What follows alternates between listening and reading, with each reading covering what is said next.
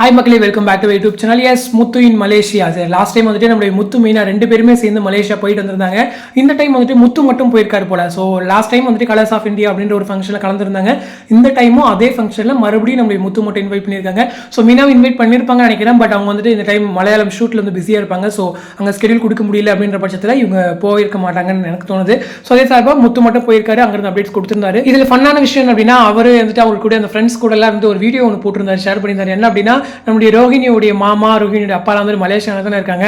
So நாங்கள் வந்துட்டு மலேசியாவில் அவரை தேடி கண்டுபிடிக்க தான் வந்திருக்கோம் அப்படின்னு சொல்லிட்டு ரொம்ப ஃபன்னாகவே ஷேர் பண்ணியிருந்தாங்க. அதே போல் வந்துட்டு அவருடைய அசிஸ்டன்ட், அவங்க பின்னாடி இருந்தவங்களே அவங்க சேஃப் பண்ணி கூட்டிகிட்டு போகிறவங்க, அவங்க கூட சொல்லியிருந்தாங்க இந்த மாதிரி அவங்க இப்போ வந்து வீடு கட்டிட்டு இருக்கீங்களாமே, ஸோ அங்கெல்லாம் கார் ஓட்டினா அவ்வளோ காசு வராதுன்னு சொல்லிட்டு மலேசியா வந்துட்டாரு. ஸோ இங்கே நல்லா கார் ஓட்டி சம்பாரிச்சுட்டு சீக்கிரம் வீட்டை கட்டிடுவார் அப்படின்லாம் கூட சொல்லியிருந்தாங்க.